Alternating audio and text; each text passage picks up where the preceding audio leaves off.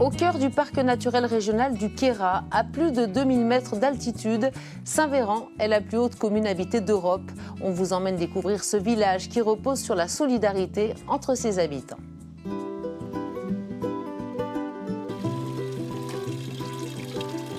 Janine Marcousy est née dans ces montagnes. Cette vallée, celle de l'Aigue Blanche, c'est un peu toute sa vie. On a cette belle vue dégagée sur ce point culminant, avec en face le versant Ubac, qui est le versant à l'ombre, très minéral, avec la couverture végétale de mélèze. Il y a d'autres points de vue qui sont très jolis, mais là, j'avoue qu'avoir la tête de Jaquette en face, le col des Estrongues, avec toutes ces montagnes qu'on a pu parcourir à pied, ça ravive des souvenirs, ça amène de l'émotion. Le village s'est construit avec son environnement.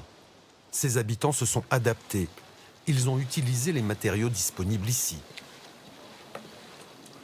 En fait, ils se sont installés grâce à la possibilité de vivre de l'agriculture et de l'élevage. Et donc, ensuite, ils ont construit des maisons pour pouvoir y habiter. La fuste, cette partie en bois des habitations, est toujours orientée vers le soleil, pour y sécher le fourrage, les céréales. Retour il y a 100 ans, au musée de Sumes. La vie des hommes et des bêtes s'organisait au rez-de-chaussée, dans la même pièce, côte à côte. Cette pièce, c'est l'écurie, c'est la pièce principale de la maison, qui était la seule et unique pièce occupée pendant l'hiver. Si le bâti ne change pas, l'activité économique, elle, s'est transformée. Dans la montagne, terminé les vaches. Fini les petites parcelles de seigle dont les habitants faisaient le pain, ensemble. Une tradition remise au goût du jour. Et ça se passe la nuit, le premier week-end du mois. Un rendez-vous prisé par certains habitants. Faut bien les chercher au fond, là. Alain Perrault est à la tête de ces boulangers amateurs. Les anciens ont assuré la transmission.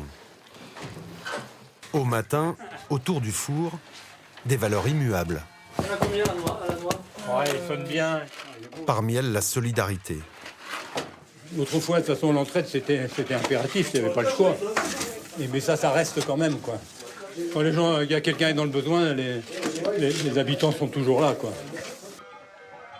À l'autre bout du village, une des dernières exploitations agricoles de Saint-Véran. Comme chaque matin depuis près de 50 ans, l'éleveur sort ses bêtes. Il les connaît comme ses montagnes et leurs hommes. Il y avait souvent plusieurs troupeaux de vaches laitières dans le village. Il y avait un troupeau de brebis, il y avait un troupeau de chèvres, il y avait un troupeau de jeunes bovins. Et tout ça a été régimenté là par ce travail communautaire. Dans les villages de montagne, c'est une mentalité d'entraide. Des gens, on va dire, peut-être, c'est pas le terme exact, mais plus russes, qui sont capables de s'engueuler un bon coup et puis le lendemain travailler ensemble. Ensemble, là-haut, à 2000 mètres au-dessus des autres, il restera sans doute toujours des amoureux de cette nature préservée, de ces montagnes aux teintes mordorées. Et il faut bien reconnaître que Saint-Véran ne manque pas de charme. Revenons un peu sur ces bâtisses traditionnelles qui constituent d'ailleurs un modèle d'architecture sur le vieux continent. Ces chalets montagnards sont construits avec d'épais murs de schiste et surmontés de fustes de mélèze patinés par le temps. À l'époque, ils servaient à la fois d'habitation, d'écurie, de stockage des récoltes. Tout était bien pensé, comme nous le détaille l'historienne Elsa Giraud. L'architecture, elle est toujours très liée au territoire et aux ressources disponibles sur le territoire. Effectivement, c'est parce que la ressource est disponible, on va dire d'une manière générale, qu'on a utilisé le mélèze, et puis c'est aussi pour des raisons de coût, de facilité de construction, et puis d'objectif, c'est-à-dire que c'est plus facile de construire en bois qu'en pierre, en maçonnerie, ça coûte moins cher. Et en fait, toutes ces fustes, ça correspond à la plus grande partie de la grange. Donc la partie de la maison où on a besoin non pas de s'isoler du froid, mais au contraire d'avoir une bonne ventilation, une bonne aération. Et c'est ce que permet la fuste.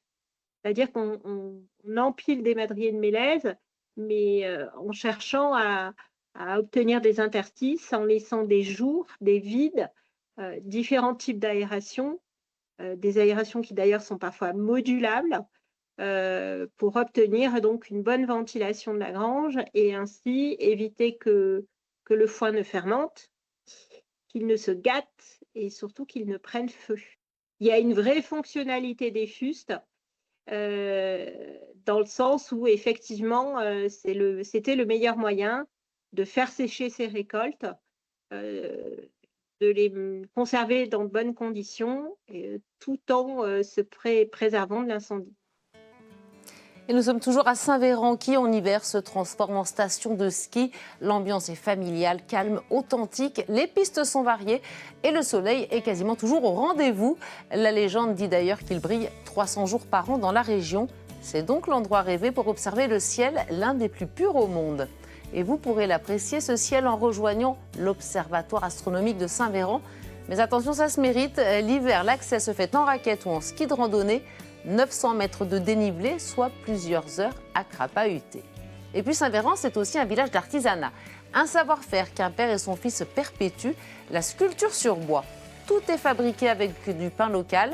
Les motifs sont sculptés minutieusement au couteau, notamment la rosace du Queyras, emblème des Hautes-Alpes. Le département abrite de nombreuses merveilles perchées, Saint-Véran donc, mais aussi le village fortifié de Mont-Dauphin, à un peu moins d'1 heure de route. Chef-d'œuvre de Vauban, classé au patrimoine mondial de l'UNESCO, il est à voir absolument. Passez une très belle journée, à demain.